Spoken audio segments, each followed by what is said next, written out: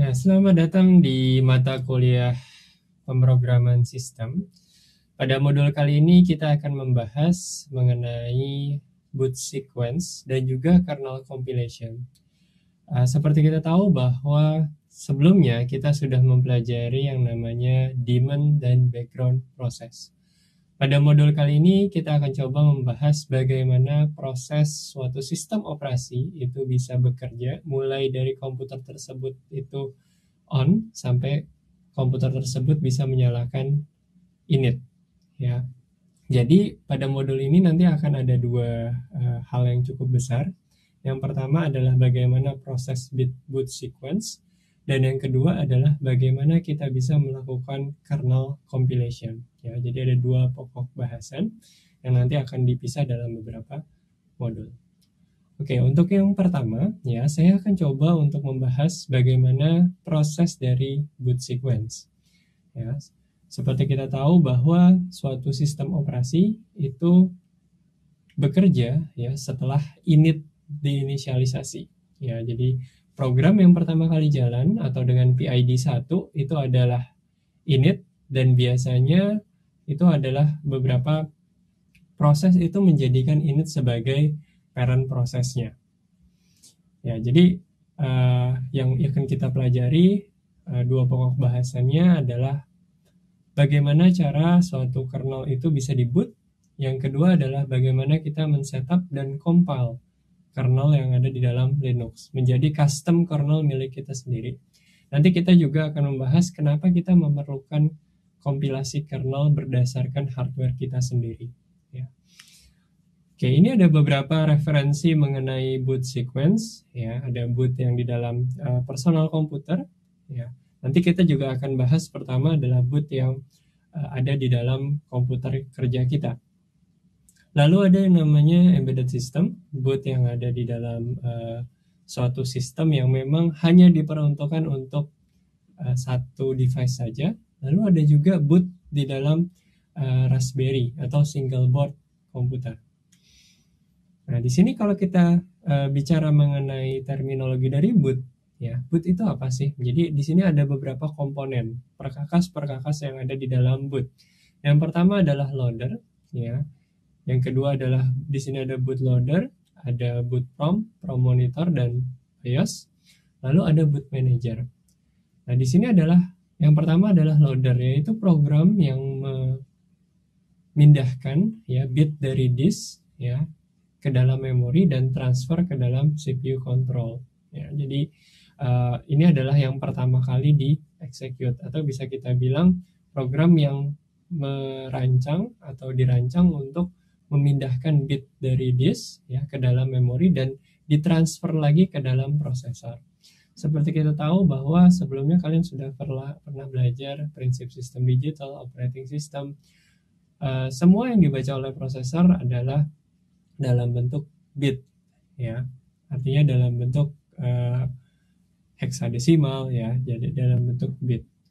Lalu setelah itu ada yang namanya bootloader atau bootstrap. Ya, di sini dibilang program yang load the first program, yaitu kernel. Ya, jadi bootloader ini adalah program yang melakukan loading terhadap first program atau kernel.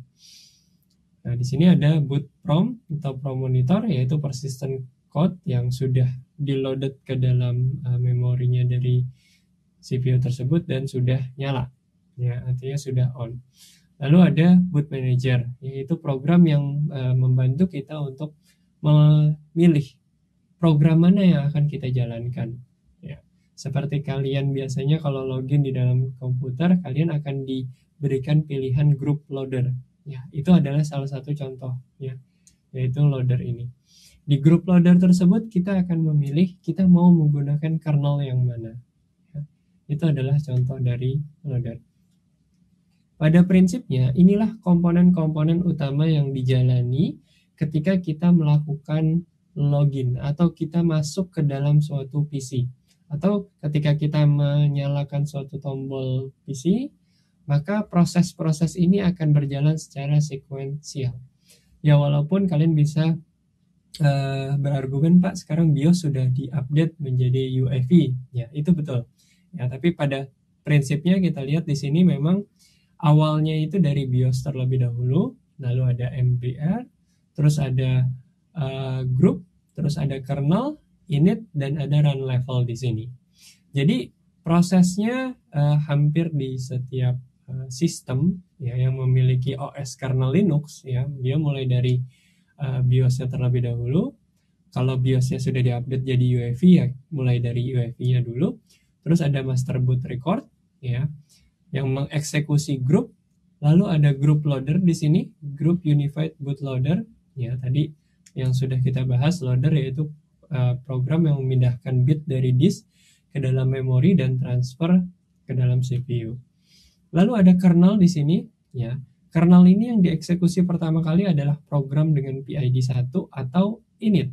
Lalu initnya berjalan di sini, lalu program-program yang dibutuhkan oleh komputer tersebut perlahan berjalan satu persatu.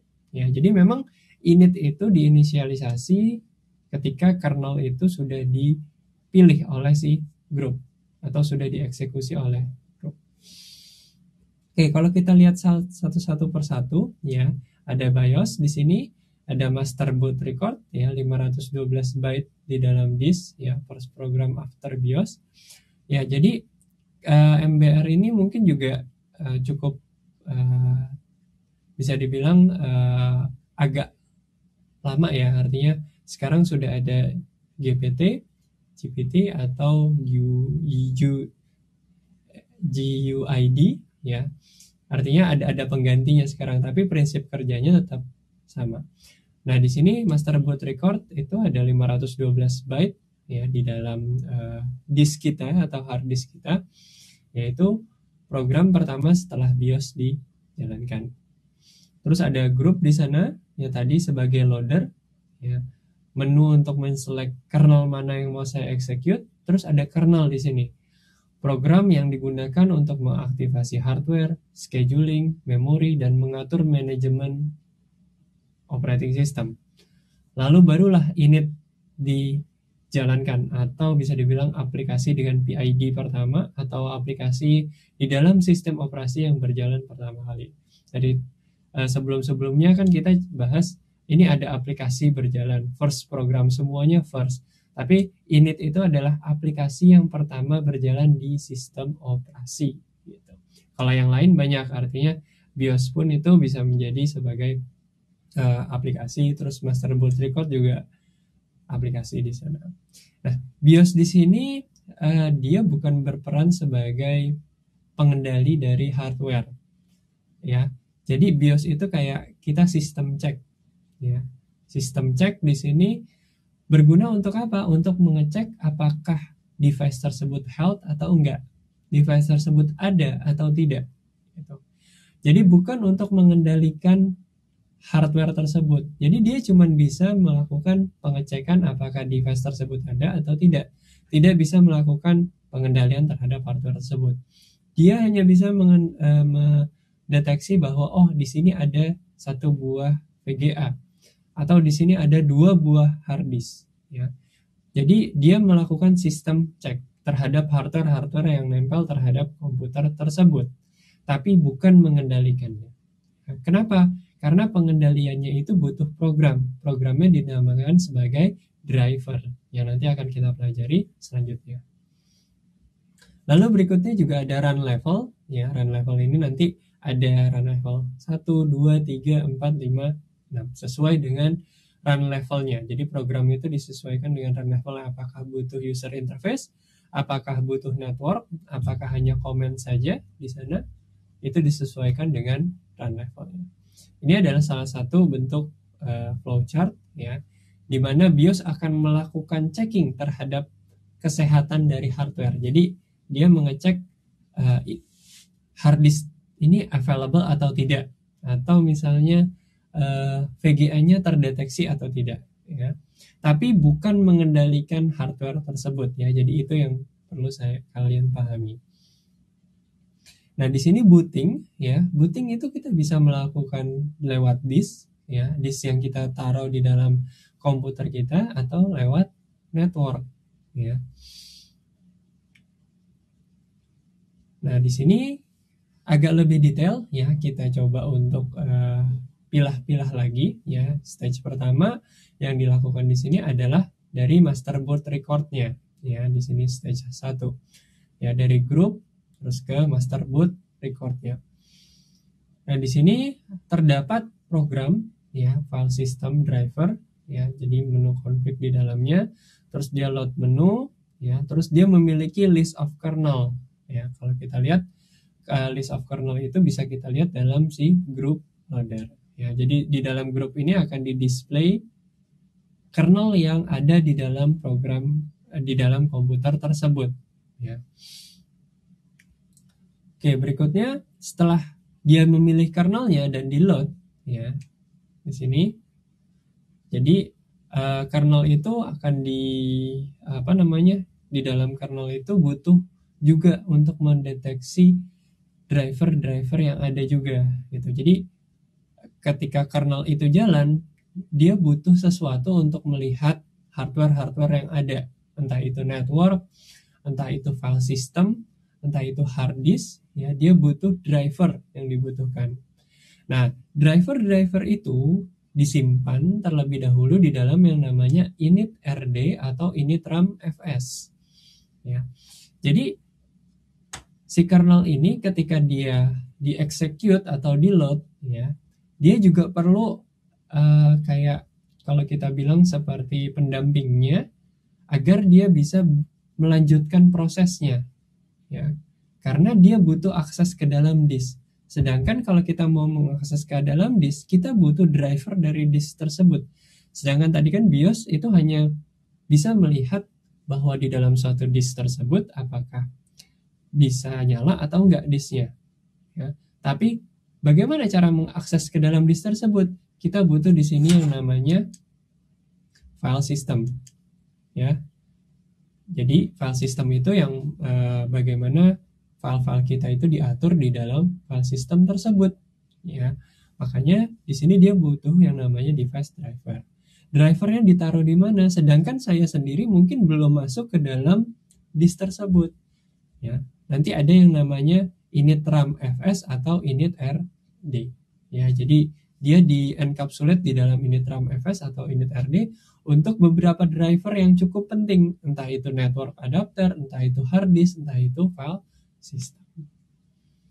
Nah, jadi setelah semua kernel itu punya modal semua, dia juga punya driver krusial untuk sistem tersebut, lalu dia mulailah untuk menjalankan first program, yaitu init ya.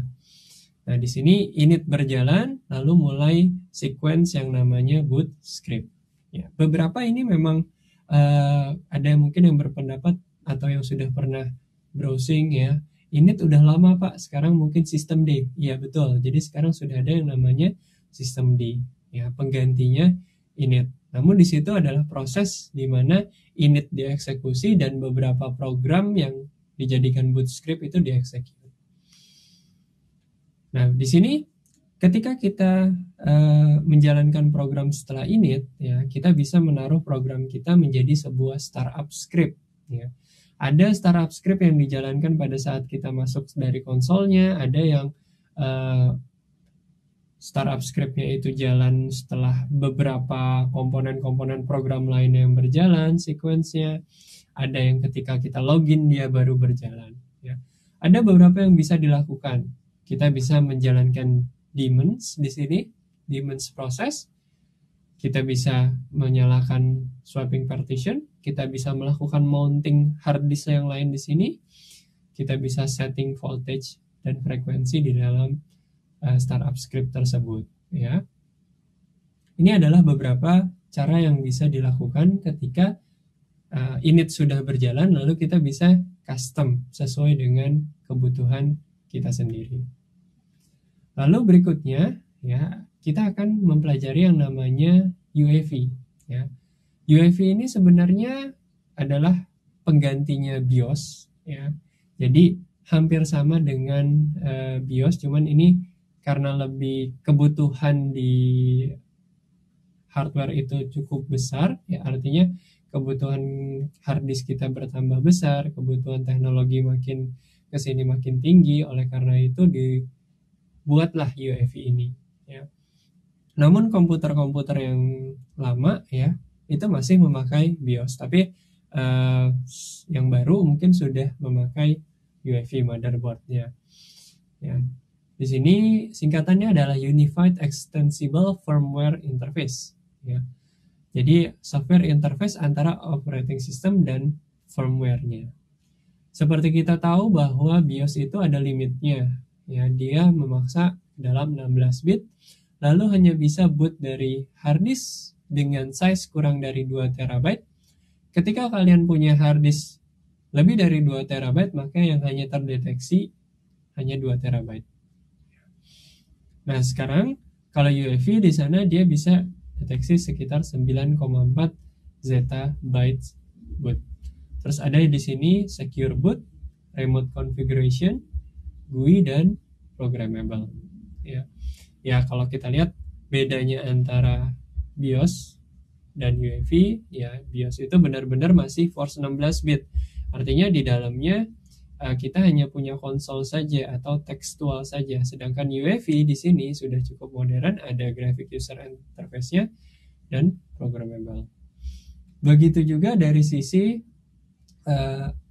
master boot record ya, yang tadinya kita memakai master boot record, dan di sini biasanya komputer-komputer yang sekarang udah berubah menjadi GPT ya.